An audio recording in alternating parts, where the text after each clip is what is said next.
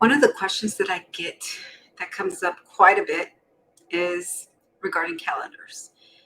I talk to a lot of people who feel like their calendar is out of control. They start the new year feeling like, okay, I'm going to be able to get a better grip of my calendar because I don't want my calendar to run my life. I need to use my calendar for it to help me organize my life. Things that really matter, things you have to do for work, home, for yourself. Most people tend to put themselves last. But then there's really nothing left for you, is there? All that's left is for you to sip, snack, scroll. Let me tell you what those are. It's called sleep revenge. I don't know if you've heard of it or not, but look it up. So at the end of the day, right, you've done so much back to back meetings all up in your schedule. So you really don't have a lot of time for yourself. And what a lot of people end up doing is they snack, right? They just grab food either for comfort or just something to do, something to numb the frustration, the stress. They will sip. They might sip alcohol, wine, more glasses than before. Again, it's a way that people use to escape from all the stress that they're having. And, people might drink occasionally, for example, but then we notice that the behavior increases gradually or suddenly and quickly and intensely. Everybody deals with things differently. Everybody has a different way of coping. Everybody has a different way of handling hard things. It's not ever that easy when it's a big problem. And when you don't have anything left in you to handle one more thing, it's kind of like the straw that broke the camel's back type of thing. So I mentioned snack, sip, got scroll. Scroll's another one. Are you guilty? You got this thing, and you're doing this mindlessly, and you're kind of thinking like, oh my gosh, why am I doing this? I wanted to go to sleep earlier, and now that I have the chance to sleep, I'm sabotaging it. That's sleep revenge. It happens when you feel like you don't have enough time for yourself throughout the day. And so this is a period of time where you hopefully won't be bothered. Everybody's asleep, nobody's working or bothering you, hopefully, that late at night. And subconsciously, you just want some time for yourself. You crave it, you need it. But you haven't been able to do it, and so that happens. Some people used to read a book, but even so, your mind just doesn't have enough bandwidth to even take those words in. It actually gets worse. One of my clients told me that when she's on Netflix, she watches reruns. Why? Because she doesn't have the mental bandwidth to pay attention to a new show. Now that's bad. That is really bad. Look, stress takes over your whole life, not just at work, not just with your personal life, but your own life. And one of the problems with that is your calendar. They say that if you want to know what your priorities are, look at your bank account and your calendar, meaning where you spend most of your money and where you spend most of your time. I want you to get real with yourself. Pull up your calendar. Take a look at the last few weeks, as far back as you want, and notice any patterns. This has to be a wake-up call. You have to be intentional with how you spend your time, because once it's gone, it's gone. I don't want to be morbid or anything, but like, I know for me, when I am on my deathbed, I don't want to say that I wish I had even just one more minute of my life to say goodbye to my loved ones. That's horrible. It's actually kind of making me emotional, but we take that for granted because we think that nothing's going to happen to us, right? Like, and even in our personal life, like I've seen, I work mostly with women. I've seen them become distant from their spouse. And a lot of them think, oh, you know what? Once I finish this project, then I will See about going on a date. And it's kind of like thinking that you can put a book on the bookshelf and take it down whenever you want to read it when you're ready. But you might find that there are cobwebs, that there are pages falling apart, and you didn't even realize it. It's the same thing with relationships.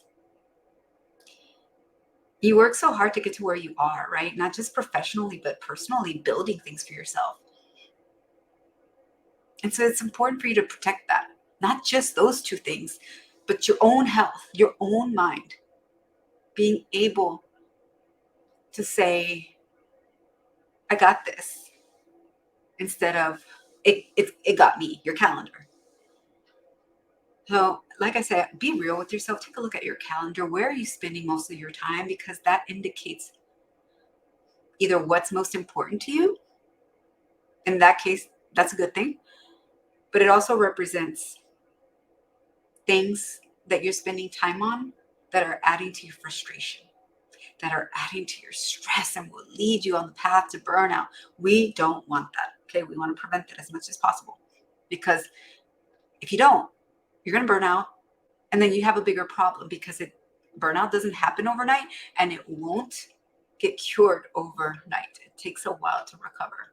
There's some research that suggests even up to 5 years, depending on the level of severity and how much damage it has done to your body, mind, soul, relationships, career. It's pretty bad. It can get pretty bad. And here's the thing, most people think that it won't happen to them. They'll be like, what is she talking about? I feel fine. But you don't want to wait until it's not fine. And I am going to argue that no, you are not fine. Why? You've gotten used to it. It's your new normal. You forget that that headache is stress related, especially back here. Your back, like a hanger, like you still have a hanger on. You think that's how you walk? No, that's called tension. That's called your body getting into like preparing for fight or flight mode, right? Because it's trying to protect itself from stress. And there are so many other ways that you can de-stress, deal with stress, cope with stress, respond to things that happen to you that might be out of your control in a way that is more proactive rather than reactive, because you feel like you've got your stress levels under control. You know what I mean? And a lot of people don't have those tools, those skills to be able to do that. And they end up just doing the things that seem easiest for them, or the things that they think will help them. And actually, it'll make things worse, unfortunately. So, in addition to taking a look at your calendar to see what's the theme here, what's the pattern, why am I so tired? What have I been doing? Take a look at that. It'll tell you what your priorities are, or what's been eating up all your time and energy. Time away from yourself, doctor's appointments that need to be made, time away from family. Okay, really important. Once you do that, I want you to think about, how are you dealing with this? What are you doing about this? Rather than it just sitting there and stressing you out more and more every day that goes by, feeling like you can't do anything about it, feeling like you can't help but work that hard because whatever's going on, right?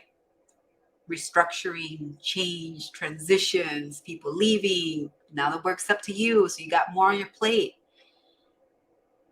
That's real. That stuff happens.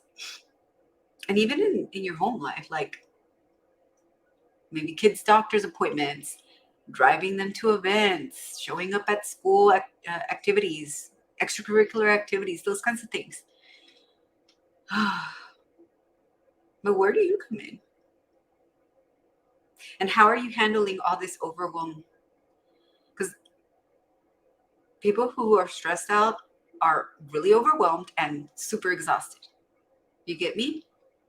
Is that something that's going on with you? Be honest with yourself. And if it is, you got to do something about it. I'm telling you right now, I'm a psychologist. Okay. I know what I'm talking about. I'm a behavioral scientist. I do research on this stuff. I know what I'm talking about. I don't want that to happen to you. See, prevention is less costly than intervention. It's less costly, it's less time consuming. And when I say costly, I don't just mean money. Money, it could affect you in your career because there's opportunity costs, which I'll talk more about in another video at some point. But the opportunity to get a promotion, the opportunity to get a raise, a bonus, that's leaving money on the table. So it doesn't just cost you money in that way, but it also costs you your relationships, little by little growing apart, maybe living like roommates, maybe just, hey, hi, how was your day? But nothing deep. It also comes at a cost to you. You'll get sick more often, stay sick longer, and it feels worse when you do get sick. And you know what? That just creates a ripple effect. You might have to miss work. Now you're even more behind. You might not be able to do whatever it is you got to do at home. Now you got that piling up. All while you feel like crap. So look, like I told you, you need to do these things. Let me reiterate. Look at your calendar, okay? The last few weeks, months, whatever, however far you want to go. Look to see what are the patterns there. Where are you spending most of your time? And what do you want to do about that? Number two, I want you to take a look as to how you are dealing with all this. Are you scrolling? Because if you are, you need better coping strategies, okay? Better coping strategies. And I can teach you that if you're interested to work with me and get you out of this mess faster. You can talk to me, just send me a message. I'm here to help. For those who are ready to get the help, who sick and tired of living like this. It's not fun. You don't need to. Why do it unnecessarily? You don't need to suffer for no reason. You deserve to be happy. It's your birthright. You work really hard to get to where you are. Just to let it all go. Some people decide, you know what? I can't handle this. I'm going to walk away. Screw it. Just whatever. And they work so hard for their career, but now it's gotten to a point where it's working them so hard. It's not fun anymore. It's really stressful. And people take that home and then it affects their home life. And you get the picture. It's not pretty. So there you go. Get a hold of your calendar. Get a hold of your stress. Feel more in control of the things that come your way.